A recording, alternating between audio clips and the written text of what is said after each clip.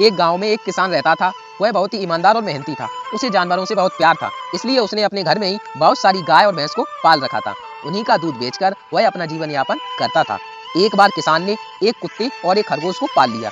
कुछ दिन के बाद किसान के मन में इन दोनों के साथ खेलने का विचार आया।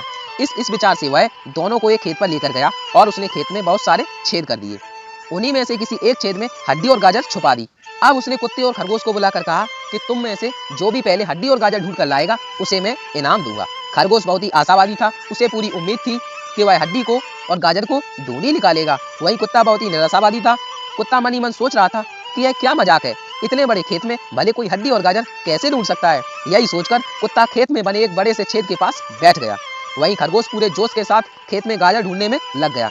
उसने एक एक करके सारे छेद देखे, लेकिन उसे हड्डी और गाजर कहीं नहीं मिले। फिर उसने कुत्ते को आराम से एक गड्ढे के पास बैठा देखा और सोचा बस यही एक गड्ढा देखने के लिए छूट गया है। अब वह उसी गड्ढे में हड्डी और गाजर को ढूंढने लगा और संयोग से वहीं ये दोनों चीजें उसे मिल गई। अब तो उसकी खुशी का ठिकाना ही नहीं था।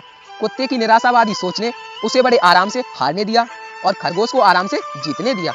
कुत्ते ने आखिर पहले ही मान लिया था कि इतने बड़े खेत में हड्डी और गाजर मिल ही नहीं सकते और इसलिए उसने कोशिश तक नहीं की।